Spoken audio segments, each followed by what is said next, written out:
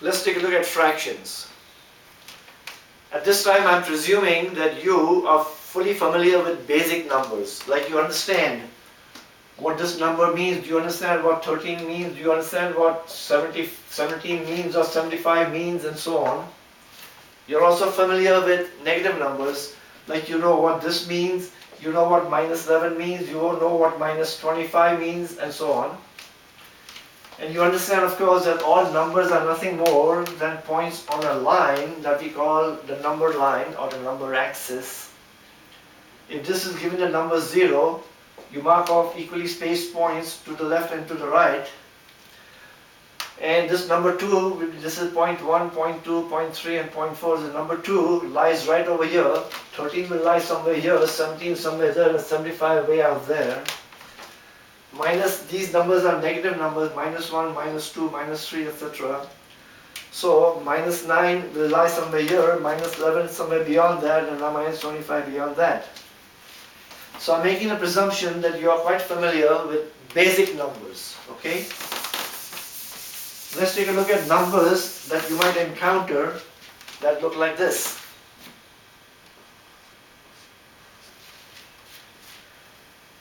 These numbers are also numbers, very valid numbers, and they are called fractions. Now the reason they are called fractions we will see later on.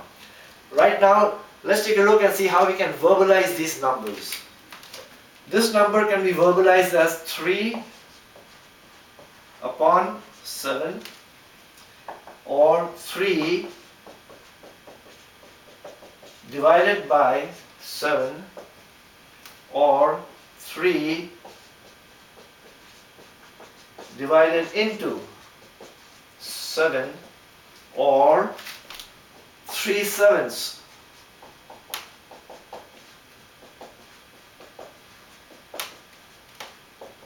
However, the best way to verbalize these numbers so as to bring out their true meaning is 3 out of 7.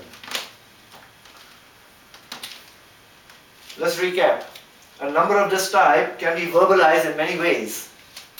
3 upon 7, 3 divided by 7, 3 divided into 7, or 3/7, or the best way by far is 3 out of 7. Remember this format, 3 out of 7. Let's take another example. I won't change this, but let me change the numbers over here. 7 upon 11. A number of this type can be verbalized as 7 upon 11, 7 divided by 11, 7 divided into 11, or 7/11, or the best way is 7 out of 11. One final example.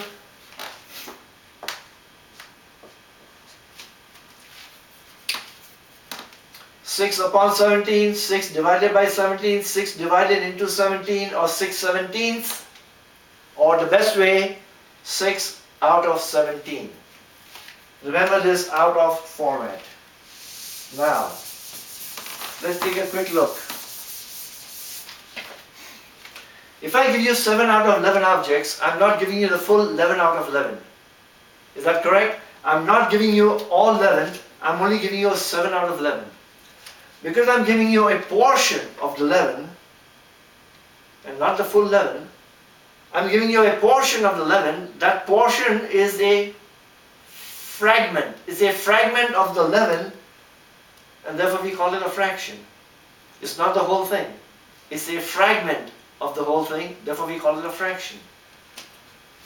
This number can be verbalized best as 6 out of 17. If I had 17 items, and I give you only 6 out of 17, I'm not giving you the full 17, I'm giving you a portion of the 17. That portion or that fragment is called a fraction. And because I can give you 7 out of 11 objects, and I can give you 6 out of 17 objects, such numbers are called proper fractions. These are proper fractions. also called true fractions. Take another example. 7 nines. Can I give you 7 items out of 9 items? Sure can. Am I giving you all 9? No. I'm giving you a portion of the 9. A portion or a fragment. Therefore, this is called a fraction. That's exactly why these numbers are called fractions, because you are not getting the full amount, you're getting a portion of the full amount. Therefore, they are called proper fractions or true fractions. So far, so good? Alright. How about you have a number of this type? Initially, we had something like 7 out of 11. True fractions, I can get 7 out of 11, that's okay. Sometimes you'll come across numbers like this. In how many ways can you verbalize this one? 11 divided by 7. 11 divided into 7. 11 upon 7. Try to verbalize this as 11 out of 7 and you run into a bit of an illogic situation. 11 out of 7? Can't do that. I cannot give you 11 out of 7. And because of this illogic perceived when you try to use the out of reasoning, fractions of this type I call improper fractions.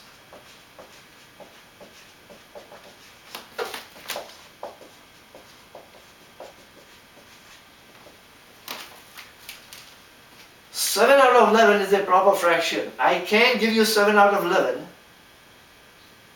It's a proper fraction because I'm not giving you the whole thing. 11 out of 7 makes no sense. Therefore, it's called an improper fraction. So how do we actually refer to these? We refer to these by the other ways. 11 divided by 7 or 11 divided into 7. And the 11 out of 7 makes no sense, therefore they are called improper fractions. So far so good? So, proper fraction, improper fraction. Proper fraction, improper fraction. So far so good? Let's go ahead.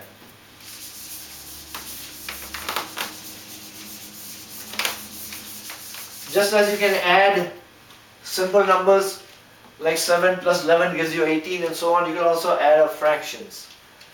Let's, for example, try this out.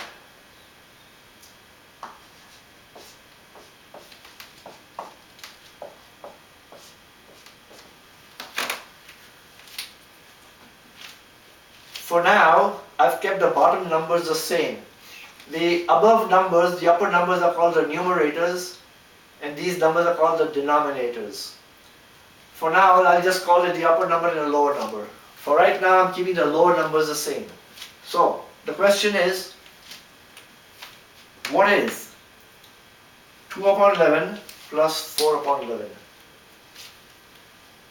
If I give you 2 out of 11 items, and then I give you 4 out of 11, I've given you a total of 6 out of 11 items. If the bottom numbers are the same, you retain the bottom number right here, simply add up the top numbers. Now, at this point you might encounter a bit of an illogical situation. If I give you 2 out of 11 items, I only have 9 left. I don't have the full 11 left. So if I give you 2 out of 11, and then I give you 4 out of 11, how's that possible? I only have 9 left. Don't worry about that for now. In all of math, there are some situations called paradoxes, which means illogical situations. There's no explanation for them. For right now, please accept the situation that if the bottom number is the same, I simply retain the bottom number right here and add up the top numbers. So 2 11ths or 2 out of 11 plus 4 out of 11 gives me 6 out of 11. Let's take another one. 7 17ths plus 6 17ths. The bottom number is the same, simply add up the top numbers. 7 plus 6 is 13. out of 17. Now please understand very carefully. Don't just add up the top numbers and leave the answer as 13. This is a fraction, this is a fraction, this is 13 out of 17. It's a fraction. So make sure you carry this denominator down here. Don't leave this simply as 7 plus 6 is 13. Okay. I'm afraid that I may have run out of the 10 minutes. There's so much to cover here. Let me just give you one other point before I wrap this up. Let me write this out. This is a proper fraction. Can I give you 2 out of 11? Sure can. This is a proper fraction. Can I give you 4 out of 11? Sure can. Proper fraction. You get this answer as 6 out of 11. In this case, the answer happens to be a proper fraction. Please watch carefully. I'll keep the same upon 11, but suppose I give you 9 out of 11 in the first instant, and then give you 7 out of 11 in the second instant. 9 plus 7 is 16. Watch what happened here. A proper fraction plus a proper fraction gives you the answer as a proper fraction. A proper fraction, 9 out of 11, I can give you 9 out of 11, that's a proper fraction. I can give you 7 out of 11, that's a proper fraction. The addition of these two proper fractions has resulted in an improper fraction. And that's okay. 2 out of 11 means hardly anything at all. 4 out of 11, okay, a little more, but still not enough. So these two proper fractions have still resulted in a proper fraction. Let's understand this. 9 out of 11 is almost the whole thing, almost 11 out of 11. 7 out of 11, a little less. But because this guy is so close to the whole thing, the addition of these two proper fractions has resulted in an improper fraction. So don't let that throw you. As long as the bottom numbers are the same, you carry it forward and add up the top numbers. So far so good. I'm going to try and squeeze in one more point. One crucial point to understand. Let me write this out.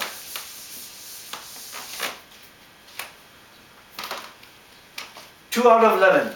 If I give you 2 out of 11, that's a fraction of the 11, a fragment of the 11, therefore it's called a fraction, proper fraction. If I give you 4 out of 11, still a proper fraction. If I give you 9 out of 11, still a proper fraction. If I give you all 11 out of 11, I've given you the whole thing. This is no longer a fraction. This is equal to the number 1, also called unity.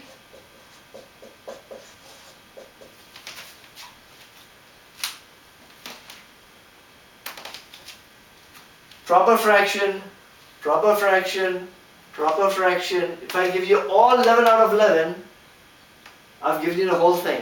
That means the number 1, also called unity. And because these are less than 1, I'm not giving the full 11, is less than 11, less than 11, less than 11. These numbers will always have a value between 0 and the number 1 on the number axis. If I give you all 11 out of 11, I've reached this point. All of these are points somewhere between the 0 and the 1. Somewhere here, anywhere here. They reside somewhere here. They are not at full 1. They are certainly not beyond 1. They are less than 1, but more than 0. So they reside between 0 and 1. So all proper fractions, all positive proper fractions reside between the 0 and the 1, both exclusive. In other words, this number is not at 0, this number is not at 1, it is somewhere in between. There is 0 and 1 are excluded. And a fraction like, oh sorry, I could have kept this here. Anyway. Minus 4 upon 11. Incidentally, it doesn't matter whether you put a minus sign with the numerator or the minus sign with the denominator. It's the same value. This number is going to be a fraction. It is not the whole 11 out of 11. So here is minus 1 on the number axis and minus 2 and so on. This number is going to be somewhere between the 0 and the minus 1, both exclusive. This number is not at 0, this number is not at minus 1, it is somewhere in between. So somewhere in this range, So, let me summarize this as best as I can. Again, there's still a lot more to learn about fraction, but 10 minutes is 10 minutes. Okay. All fractions, all proper fractions are numbers less than 1, more than 0. So they will lie on the number axis between the 0 and the 1, both excluded.